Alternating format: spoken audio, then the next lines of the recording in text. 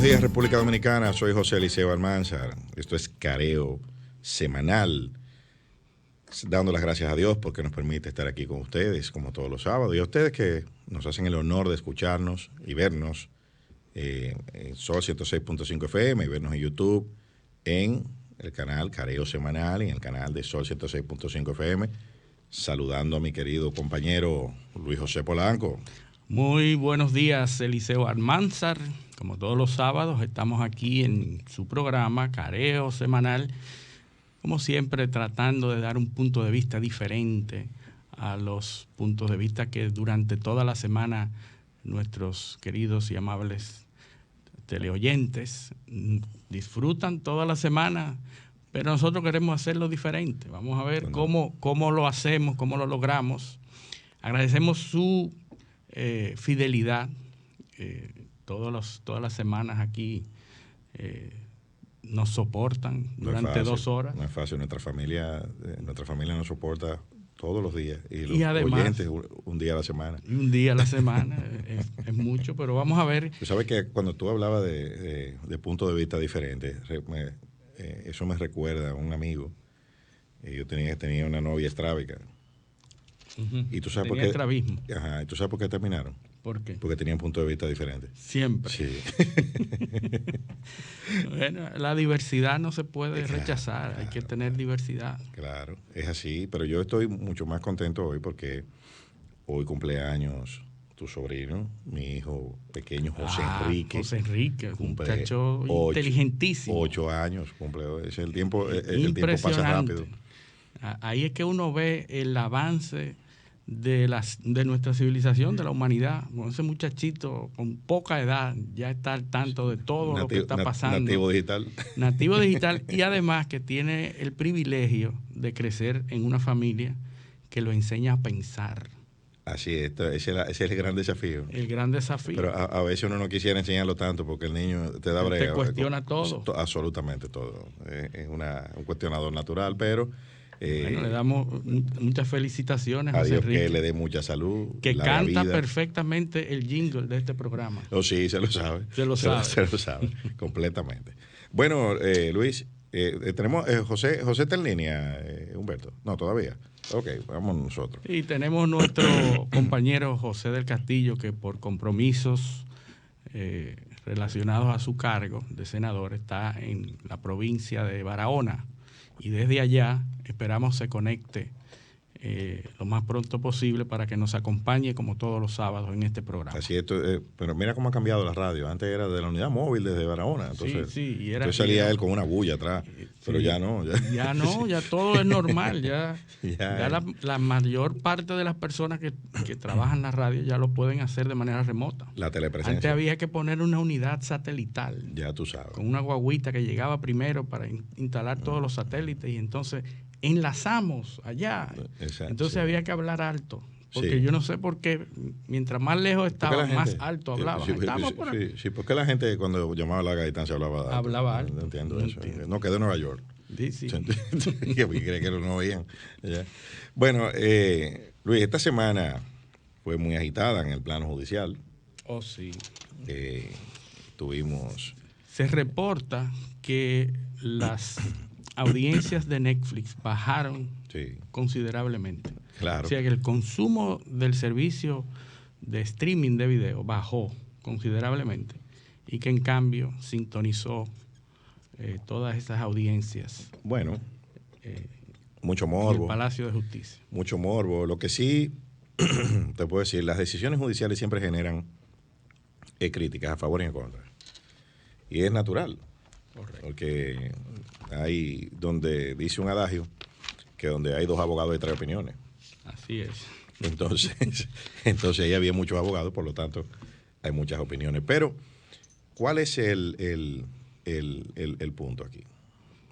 Y en lo que coincide la gran mayoría de las voces de los académicos, de los abogados más versados en la materia, especialistas en derecho penal, en derechos fundamentales, en derecho constitucional, la decisión no fue todo lo apegada al derecho que pudo haber sido. O sea, y no probablemente no estoy hablando en cuanto a la medida que se impuso, sino, o mejor dicho, déjame tratar de aquilatar un poco esto, no quiero herir susceptibilidades. El expediente no era lo que mucha gente pensaba que era.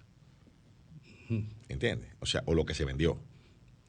El expediente tenía serias falencias y el juez lo dejó bien claro en su discurso donde él motivó la decisión.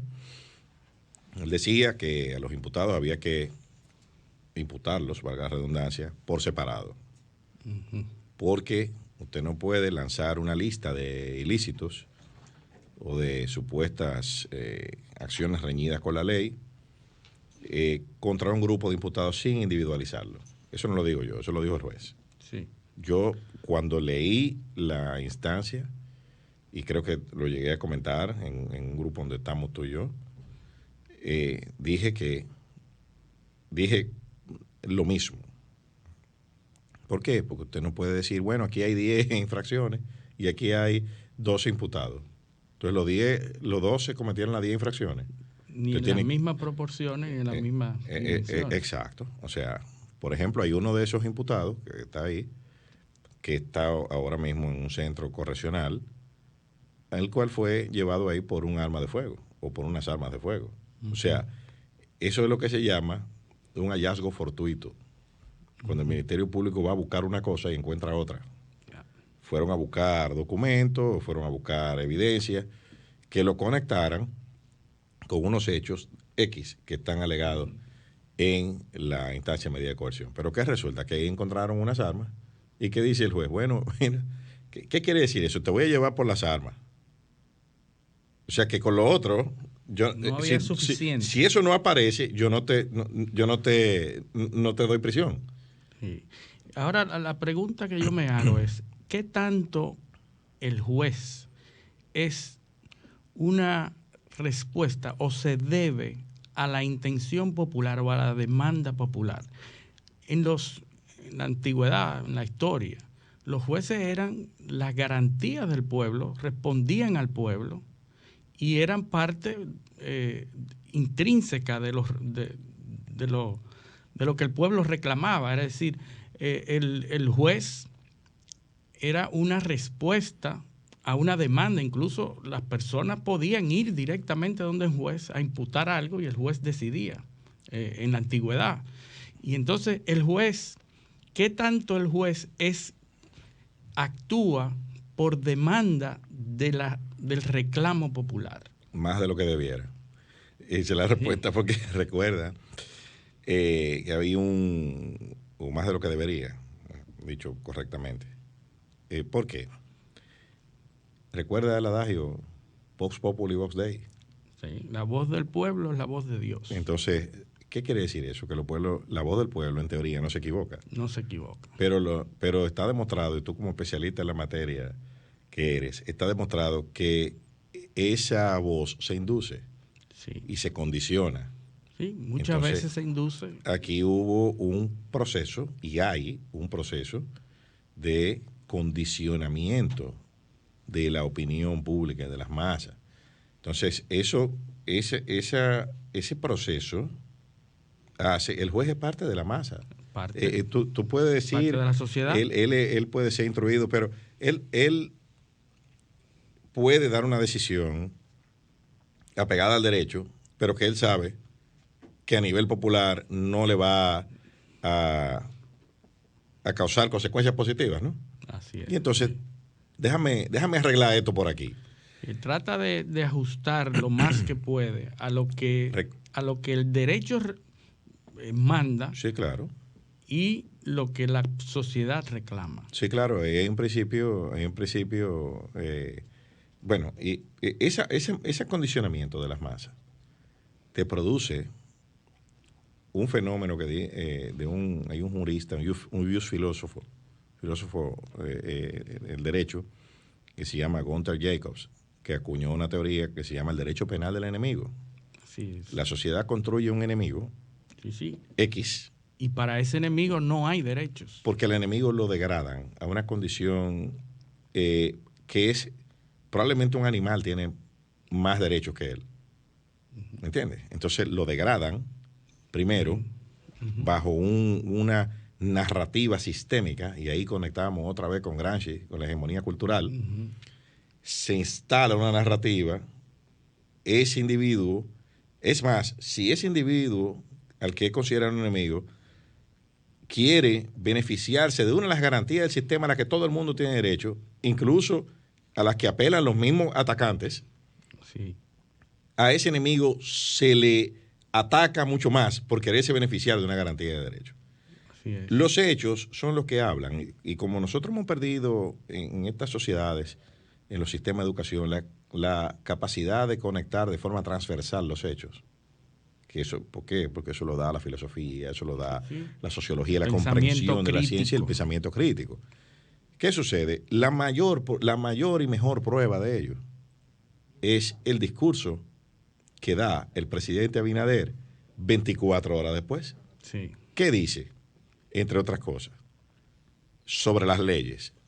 Hay que modificar la ley 340. Sí. ¿Qué fue lo que salió en el juicio? Bueno, que todas esas conductas que se le atribuían a varios de los imputados, es cierto que están prohibidas en la ley 340, pero no tienen sanciones. No tienen sanciones. Hay que reformar el Código Penal. ¿Por qué? Porque muchas de las imputaciones, como son el tráfico de influencia, el testaferrato y una serie de cosas que se alegaron ahí, no están tipificadas como infracciones en la ley. Y mucho menos tienen sanciones. Y las que están tipificadas no registran sanciones. Exacto, no tienen sanciones. Tú tienes, por ejemplo, asociación de malhechores. Pero la asociación de malhechores, como está configurada en el Código Penal, aquí no se verifica. Porque son personas que se unen con la única intención de formar un concierto de voluntades para delinquir. Pero todo eso son planos subjetivos. Para tú probar eso en un tribunal, de hecho, vamos a buscar las estadísticas, cuántas condenas por asociación de malhechores hay. Eso es lo más difícil de probar, porque tienen que unirse personas con la única intención. O sea que si tú y yo nos reunimos a hablar de pelota y después decidimos delinquir, eso no es asociación de malhechores, pues tú y yo no nos unimos para eso. Y si nos conocíamos desde antes, tampoco. Bueno, es que es difícil que el lenguaje llano pueda recoger exactamente una acción. Lo que tratan las leyes es precisamente enunciar mediante el lenguaje escrito lo que sin lugar a dudas sería un delito o una infracción.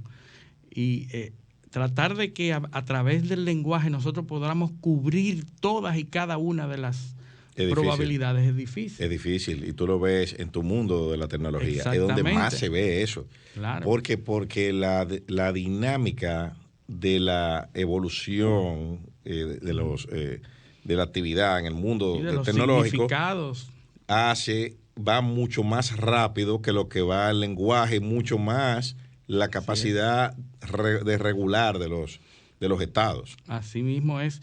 Y la inteligencia artificial, lo que trata de hacer, donde tratamos de llegar con inteligencia artificial, es que la interfaz entre el hombre y la computadora y la máquina llegue a ser lo eficiente que es entre dos humanos. Es decir, que tú puedas hacer una interfase eficiente de significados iguales a los que uno tiene cuando interactúa con otro ser humano. Bueno, pero y que la máquina pueda entender eso. Imagínate si tenemos problemas para que el hombre pueda plasmar sin lugar a dudas una idea en una ley, y hay interpretaciones que pudieran eximir al hombre de una acción delictiva. Imagínate lo difícil que es para una máquina entonces entender específica y inequívocamente una idea. Eso es uno de los retos más grandes que tenemos. E incluso ese desafío varía será distinto por lengua. Sí. Porque, por ejemplo, el español, que es donde nuestra lengua materna, Sí. El español tiene un vocabulario de alrededor de 300.000 palabras, Sí. con una cantidad de licencias que te producen un vocabulario o un contexto prácticamente igual al universo. Son más de 14 licencias que yo recuerde de memoria, pues eso no lo ve en el bachillerato y lo ve tan lejos que uno... No, pero eso es objeto de estudios, de Claro, doctorados y todo eso. Claro, o sea, la cantidad de licencias que hay en el lenguaje y lo dinámica que es la lengua española, y el problema de polisemia, de sinonimia, ¿entiendes? Todo eso, cómo una máquina puede resolver un problema de polisemia o de sinonimia, o de un uso de una licencia lingüística en un contexto para ajustarlo a la interpretación de la ley. Pero por eso que tú decías del tema de la interpretación. Por eso es que las leyes, por ejemplo, la Constitución Dominicana tiene un conjunto de reglas de interpretación. Sí. ¿Y dónde se apoya el tema de la interpretación? Porque la interpretación no es a lo loco. O sea, es con unos parámetros que se hace. El artículo 74 de la Constitución Dominicana tiene las reglas de interpretación. ¿Cuáles son? Y hacia dónde tú tienes que interpretar. Pero también están lo que se llaman los principios y los valores constitucionales, las reglas, los derechos. O sea, hay que saber otorgar la jerarquía adecuada a cada texto que hay en la Constitución. Uno de los ejercicios cuando uno está estudiando derecho constitucional, que lo usan mucho los españoles, los italianos, que no, yo recuerdo cuando ponían mucho. Bueno, tú eres experto, tú estás haciendo un doctorado, terminando un doctorado en Constitución, ¿verdad?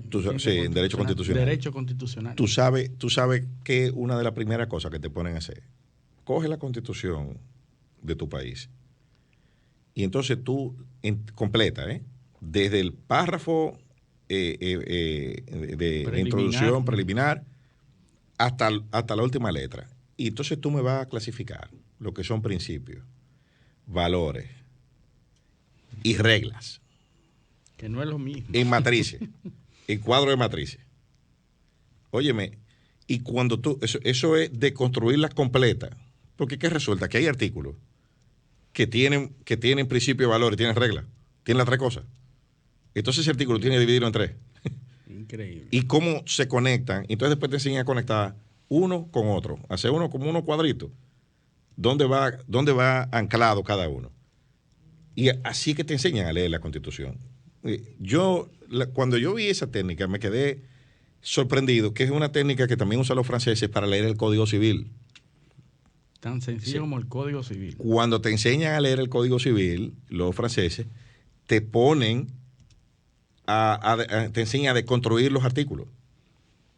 ¿Cuántos enunciados hay aquí? ¿Dónde están?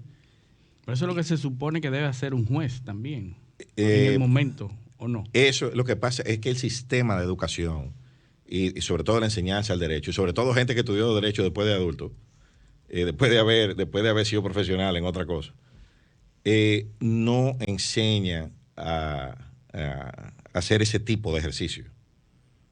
Porque eso es desde chiquito que se aprende, Sí. O sea, por ejemplo, los franceses trabajan en método cartesiano desde la escuela primaria. Sí. Entonces, ya es fácil.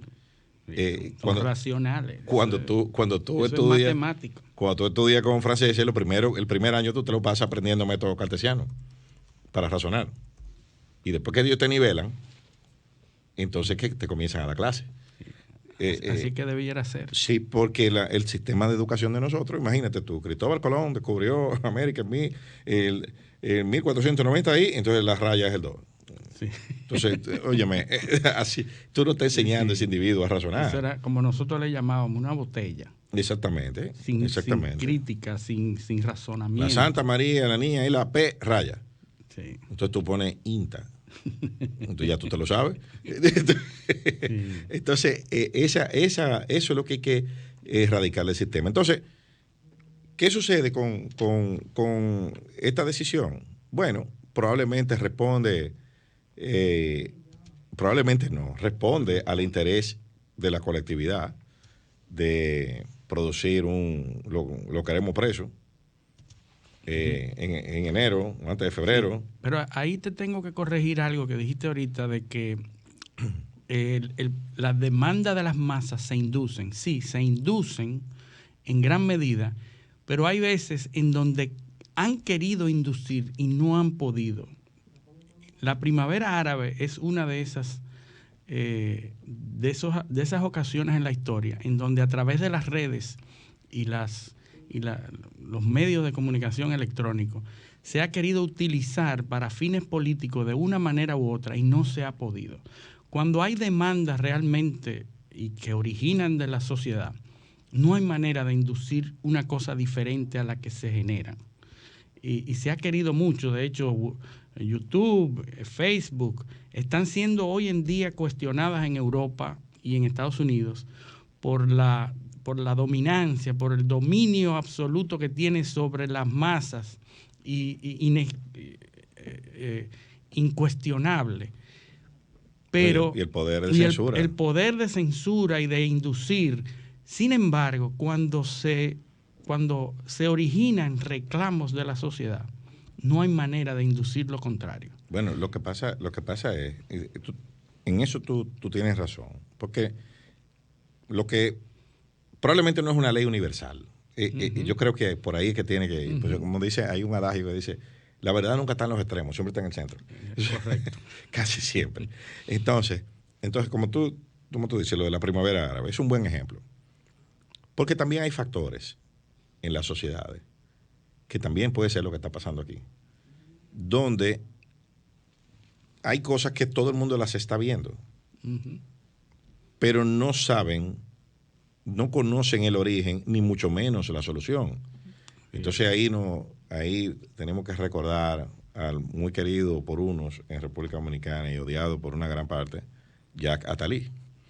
Jacques Attali, que dice que la teoría de las causas únicas, que nosotros, nuestro cerebro, tiene 50.000 años de diseño, como lo tenemos ahora. Eso es antropológico, eso es y entonces, intrínseco al ser humano. Hace 50.000 años el cerebro se diseñó para simplificar y construir y buscar causas únicas y resultados únicos. Para defenderse. Exactamente. Y garantizar su sobrevivencia. Entonces tenemos que decir, si se enfocaba en muchas cosas, moría. Nuestro cerebro tiene que ahora readaptarse para la ofensiva. Porque lo que estamos atacando somos nosotros. Antes nos defendíamos, ahora atacamos. Atacamos al planeta, atacamos al entorno, atacamos a nuestros mismos pares. Entonces, ¿qué sucede? Nosotros estamos entrenados para simplificar. Nosotros, el que tiene pensamiento complejo lo segrega. Así es. Y tú no oyes como nosotros. Sí. Este priva en teórico. Este es un filósofo. Este no me venga con teoría. Exactamente. A mí no me venga. Exacto. El dominicano, el ser humano. Es un teórico. No le haga caso. Exactamente. No, los intelectuales. O sea, los socialistas, los revolucionarios. Perfumados. Los perfumados, los burgueses. ¿Entiendes? Sí. La burguesía, en el término burgués que acuñaban los izquierdistas, cabía todo. Cabía todo, sí. ¿Entiendes? O sea, todo el intelectual, todo intelectual que no era alineado con la causa era un burgués. Entonces, eso siempre a los que construyen conocimiento o pensamiento, ideología de una manera distinta y usualmente de forma compleja, son segregados. Entonces, porque no habla el lenguaje de las masas, no te entienden. Y ahora con las redes sociales y con este fenómeno de comunicación transversal que se da, ese fenómeno se ha potenciado. Entonces, Humberto Eco, que Dios lo tenga en gloria. Sí. Entonces, ¿qué sucede con este tema? Bueno, hay una sociedad que está demandando justicia, que entiende que eso es justicia, que tiene un reclamo. Yo no sabe mucho. Yo lo que sé es que hay que meterlo preso. Sí, exactamente. Y ya con eso se resuelve el problema. Sí. Por eso las medidas de coerción son la satisfacción de ese reclamo. Claro, un aplauso. Ya. Y con eso resolvemos el problema. Sí, a ese que se le dio prisión domiciliaria. No, eso no es. No, entonces los más ilustrados te dicen, y si esto lo hacen, también van presos. Y faltan más. Y faltan más. Sí, porque aquí, como decía Eduardo Jorge, tú recuerdas que aquí no hay novela policíaca en República Dominicana. No. Porque lo matan uno en la mañana, en la noche ya saben quién fue. Sí. Sí. El proceso de investigación no se disfruta. No, y es mentira. Sí. Sí, todo es mentira y me dijeron tal cosa. Sí. Y ahí no está fulano. Sí. O sea, pero gente que nunca en su vida ha comprado un lápiz, ni en su casa, porque su mujer o su marido que hace la compra opina de cómo es que hay que comprar en el sector público. Sí. ¿Entiendes? Pues es así. Siempre así. ¿No? Y todo el ciudadano común sabe la solución de todos los problemas. Todos los problemas. Sí, pero es como tú dices que ningún problema en República Dominicana tenga más de 3 variables de resuelve. No se resuelve. No hay manera, no se entiende, ni se habla, ni se discute, ni se... ¿Tú sabes la cantidad de personas que en medio de un tapón dicen que ellos resuelven el problema de tránsito? Claro, pero nada más hay que poner que me pongan a mí ahí para que tú veas. Sí. Eso se resuelve poniendo esa calle de una vía y la otra de la otra vía. Sí. Nada más hay 2 calles. Sí. Entonces el problema es, a medida que él vaya transitando en calle, él va a ir resolviendo por sitio. Sí, pero eso es otra cosa. Cuando se complica más, entonces o en este país no se puede trabajar. Sí. Después que él fusile, pues, ¿cuál era fusilar a los carros públicos? A los choferes. Mano dura. Sí. Esas son herencias que tenemos de la época de la dictadura. Mano dura, pero con los otros. Con él no. Sí, porque cuando a él lo agarran en la esquina, ese policía es un fresco. Exactamente. No quiere pelear con el policía. Quiere pelear. Usted sabe quién soy yo. Sí. Usted y yo no somos iguales. Sí. ¿Entiendes? Y aquellos que hacen peor que yo, exacto. no lo agarran. ¿Por qué tú me agarras a mí y no a él? Y no a él. Sí. ¿Tú has visto un americano preguntándole a un policía que por qué lo agarraron a él y no a los otros? Y no, nunca. No, nunca. Entonces, aquí sí, aquí hay que agarrar a todo el mundo, es como la luz, como la electricidad. Yo no la pago y por eso no hay. Sí. Y no hay porque yo no la pago. Entonces no hay cómo. Entonces te dice, si hubiera yo la pagara. Sí, porque igual que los impuestos. Ajá. Si no se lo robaran. Yo lo pagara. Yo lo pagara. Pero entonces, cuando él entiende que no se lo roban, nadie, porque nadie puede robar. Sí. Cuando él entiende es que es muy caro. Sí. Y que no están haciendo lo que... Es muy caro. Lo que deben. Aquí había que hacer 6 containers, nada más hicieron 4. Sí. Entonces yo no voy a pagar hasta que no hagan los 6 containers. ¿Entiendes? Entonces nosotros vivimos así. Pero esa conducta se trasladó al sistema judicial. Sí. Y es lo que está motivando todo esto que estamos viendo. Por eso te decía que cuando el presidente Abinader habló esta semana, que anunció las medidas, prácticamente declaró que con la estructura jurídica actual es muy difícil sancionar la corrupción. Es muy difícil porque nada de eso está tipificado. Mucho menos el reclamo que tiene la sociedad de que se devuelvan los bienes. Sin ley de extinción de dominio, eso no es posible. Sí, pero ahí se nombró o se anunció la conformación de una comisión de abogados, un grupo de abogados, para que estudien a ver cómo es que... No, es peor. Lo que se anunció es peor, porque van a socavar la institucionalidad del Ministerio Público. Mientras tú le quitas el 41% del presupuesto a la Procuraduría General de la República, de un ejercicio a otro, una cuestión que es a toda luz inconcebible cuando uno de los ejes principales de la actual administración es precisamente el combate de la delincuencia, el fortalecimiento institucional y la independencia del Ministerio Público. Mientras tú dices eso, el presupuesto de la Procuraduría General de la República es 41% menor. De lo que era el año pasado. De lo que fue el año pasado. Entonces, ¿cómo es que tú vas a combatir, cómo es que tú vas a cumplir todo eso si tú le das menos presupuesto a los órganos encargados de perseguir bueno, a pesar de la que, delincuencia y la corrupción? A pesar de que no era, de que no tengan el presupuesto, lo ideal... Está José en línea. Sí, un saludo a nuestro compañero José, que ya se integra en esta mañana al programa. Bueno, muy buenos días. Como ustedes saben, estoy en mi provincia, en la Perla del Sur, Barahona, una mañana preciosa que hace aquí, como casi en la mayor parte del tiempo del año. y bueno, tuve algunas dificultades técnicas, pero aquí estamos para primero saludarlos a ustedes y a todos los oyentes. Aquí había gente haciendo bullying, José. Compartir el análisis. Aquí había gente haciendo bullying, sí. que sí que Barahona está en otro uso horario. No está tan No, todo lo contrario. Todo lo contrario. Barahona es parte integral de la República Dominicana. Lamentablemente, todavía es una de las 10 provincias más pobres de este país. Pero nada, con la esperanza de desarrollarnos y impulsar el turismo y otros sectores. Es de las 10 más pobres, pero ¿qué parte del papel creo que uno realiza? Es una 10 más pobre, pero debe ser una de las 5 con mayor potencial. Parte del papel que uno realiza en su rol de representación. Así es. Pero te decía que debe ser una 10 más pobre, pero tiene que ser una de las 5 con mayor potencial, porque hay de todo. ¿Me escuchas? Así es, definitivamente que sí. Sí, claro, te oigo. Bueno, entonces comentábamos el tema de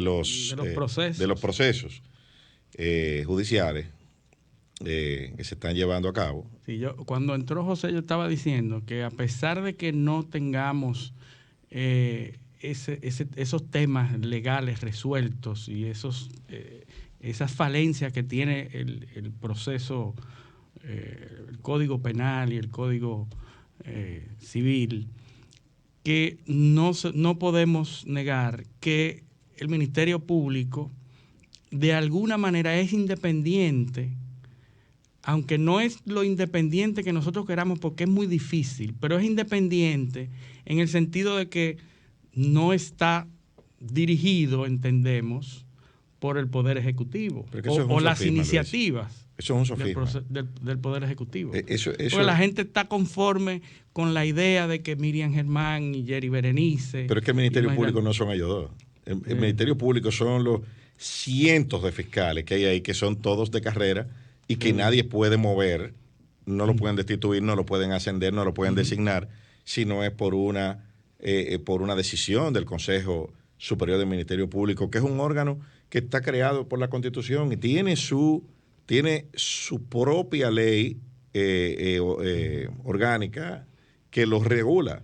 Sí. O sea, ahí el Poder Ejecutivo, el que se ejerce a través del presidente de la República, que es que nombra procurador, es un solo asiento. Sí. Los otros asientos los ocupan miembros del Ministerio Público que son electos por sus pares en un proceso de votación que se celebra cada 4 años, cada 5 años, sí, me parece que había un reclamo de la sociedad de que esos funcionarios que como tú bien dices, designa el Poder Ejecutivo, que fueran de alguna manera independientes para que solos ellos pudieran encaminar los procesos. Lo único que le falta al Ministerio Público para ser independiente, ¿tú sabes qué? Un presupuesto independiente. Sí. Del Poder Ejecutivo. Todo lo otro, el aspecto funcional, es totalmente independiente. Pero fíjate si aquí se cree en la independencia, que mientras se le reduce el 41% del presupuesto al Ministerio Público, a la Procuraduría General de la República, se contrata una cantidad X de oficinas de abogados que nadie sabe cuáles son, ni quiénes son, ni cuánto le están pagando. ¿Para hacer qué? Para ayudar a recuperarlo bien. Y eso es mentira. Porque el gobierno se puede recuperar, pero no hay ley de extinción de dominio. ¿Entiendes? Eso es una forma. Si es así, entonces, ¿por qué tú no destinas una partida especial para fortalecer el PEPCA, por ejemplo? Que el PEPCA es el Ministerio Público. Entonces, ¿por qué tú, en vez de contratar a 50 abogados, o le das el presupuesto al PEPCA para que contrate a los abogados? Pero no es el Poder Ejecutivo que lo está contratando directamente. ¿A quién le van a reportar esos abogados? Al Poder Ejecutivo. Y entonces, ¿dónde está la independencia del Ministerio Público? No, porque eso no actuarían como Ministerio Público. Claro, pero la ley orgánica del Ministerio Público permite que el Ministerio Público contrate asesoría externa. ¿Entiendes? Pero ¿por qué no se hace por ahí y se hace por allá? ¿Por qué? Porque aquí hay independencia de poderes. La independencia es ahí, por eso yo siempre uso el adagio del doctor Olivero Félix, que paz descanse, decía: la buena fe se pone en manifiesto ante un notario y 7 testigos. La buena fe de los gobiernos se pone en manifiesto, ¿tú sabes dónde? En el presupuesto. Ahí es que se dice qué es lo que tú, para dónde tú vas, qué va a hacer y cómo lo va a hacer. Sí, es así. Pero nada. Sin embargo, hay que también apuntar, Eliseo, que el pasado miércoles, en el marco de todos estos procesos, también se celebró el Día Internacional Anticorrupción y el presidente dirigió un discurso a la nación, pues anunciando una serie de medidas para mejorar los niveles de transparencia e impulsar una serie de reformas que permite una mayor persecución de este flagelo que siempre ha estado en unos momentos más que otros, pero hay algunos que han planteado incluso que eso es parte de la idiosincrasia de la sociedad dominicana, que debemos evitar la frase del extinto doctor Balaguer, de que la corrupción se paraba en la puerta de su despacho, en referencia a las críticas que se hacían sobre los desmanes que se le acusaba a su gobierno. Luego vivimos los procesos precisamente desde el año 78, 1986, que recoge Miguel Guerrero en su libro. El más destacado, el megaproceso contra el ex presidente Salvador Jorge Blanco, pero ahí también estuvo Rafael Flores Estrella, estuvo Fulgencio el caso Espinal de Michelén, que incluso salió del país de una manera bastante pintoresca. El caso de Fulgencio Espinal con las acusaciones sobre la Lotería Nacional, Cuervo Gómez. aunque evidentemente hubo un matiz profundamente político en todos esos procesos, incluso con un proceso penal y una justicia totalmente distinta, donde los jueces se designaban pues, mediante elección de los senadores de las circunscripciones correspondientes y con un código procesal penal pues del año de 1884, ¿no? Posteriormente lo que sucedió a la llegada del expresidente Mejía, con las persecuciones al Partido de la Liberación Dominicana, los procesos como el PM, el caso Renove. y posteriormente ya Invernadero. cuando llega, correcto, cuando llega el expresidente Fernández, igual esos procesos que ustedes están mencionando, se desatan y realmente yo siento que cada cierto tiempo vivimos un ciclo en ese sentido. Cuando hay un cambio de partido. Lo que sí contribuye, lo que sí es importante, lo que sí contribuye, lo que sí es importante y lo que pudiese tener un impacto más allá de la coyuntura política y de la coyuntura, en ese sentido el presidente Abinader aportó en su discurso una serie de planteamientos. El primero, la creación de un portal único de transparencia. Me parece que es útil, es parte del... tú, Luis, que has seguido estos temas de manera muy recurrente, es parte del concepto del gobierno electrónico. Datos abiertos. Y datos abiertos, que países como Chile, México, en el caso de Latinoamérica, pues han avanzado mucho, Colombia, en este tema. Ciertamente todas las instituciones públicas y precisamente el éxito de los programas de investigación y también de la opinión que se genera de manera profusa a nivel de redes sociales y es precisamente el acceso que hoy tiene la nación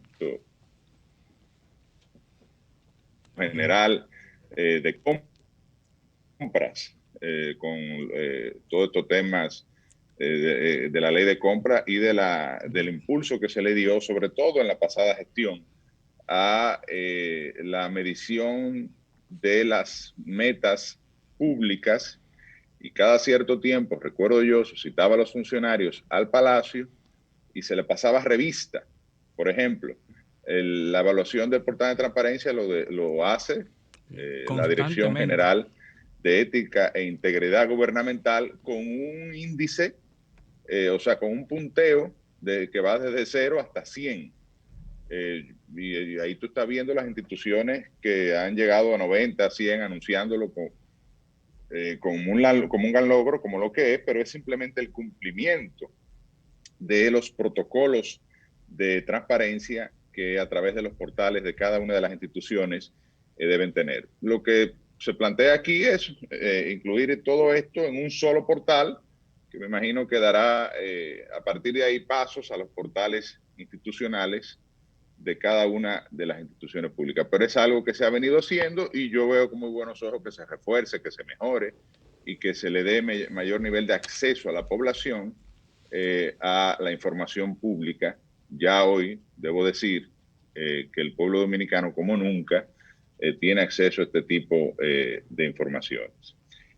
Se habla de la creación de un gabinete de transparencia, prevención y control de gastos. Me parece que eso es positivo para formular las estrategias en estos temas, integrar a la sociedad civil, cosa que hizo, me recuerda mucho al gobierno del 2012 del presidente Danilo Medina, cuando se crearon los observatorios en cada institución compuestos por figuras de la sociedad civil. Cada institución tenía sus vedores, coordinado por el Ministerio de la Presidencia. Y también se habla de una reforma del marco legal, ahí el Código de Procedimiento Penal, y una reforma a la Constitución para hacer, dice el presidente, realidad el apartidismo en lo que tiene que ver con la gestión con la designación del Ministerio Público. Hay otras medidas, la creación de una subdirección antifraude en la Contraloría General de la República. Hay que decir que la Contraloría General de la República es un ente de control interno del gobierno. La institución que debe ser reformada, reforzada, es la Contraloría General de la República, que es un tercero o una auditoría independiente una auditoría hecha por un órgano que no depende del Poder Ejecutivo. Es la Cámara de Cuentas, José. Libre de presiones. Es la Cámara de Cuentas, José. Perdón, la Cámara de Cuentas, perdón, la Cámara de Cuentas, correcto. Libre de lineamientos que le establezca el Poder Ejecutivo, sino en un marco de independencia. Y ahora precisamente se está renovando la Cámara de Cuentas en un proceso que está en la Cámara de Diputados para ser sometida a las ternas al conocimiento del Senado de la República. En sentido general, uno podrá tener sus críticas, uno podrá tener sus aportes, se podrá decir, como he dicho, que muchas de estas cosas se han venido haciendo, se han venido impulsando mayores niveles de transparencia, pero yo diría que cualquier esfuerzo tendente a mejorar los niveles de transparencia, los niveles de rendición de cuentas, lo que llaman en los Estados Unidos el accountability, que es precisamente eso, la obligación de rendir cuentas que tienen los funcionarios y de prevenir un flagelo que definitivamente es parte de la idiosincrasia de los dominicanos desde la fundación de la República, o si no antes, desde el descubrimiento de América. Y la historia está ahí para demostrarlo o para desmentirme. Yo pienso que es positivo, que debe recibir el apoyo de la mayoría del pueblo dominicano, y desde la oposición, que en este caso somos en este momento el centro de atención de este planteamiento, yo creo que a la vez que debemos defender el debido proceso, que los expedientes estén fundamentados y que en los casos que no lo sea, pues entonces no se produzcan este tipo de persecuciones y de imputaciones, también debemos seguir aportando, como lo hicimos desde el gobierno, a una mejora y un fortalecimiento institucional en la República Dominicana. Así es. Se habló también de la modificación a la Constitución. El presidente Abinader mencionó esa intención que tiene el gobierno de embarcarse en un proyecto de reforma. Pero vamos a hablar de eso cuando volvamos de la pausa, porque ya estamos pasados. Esto es Careo Semanal, no le cambien, vamos a la pausa. Careo con habilidad.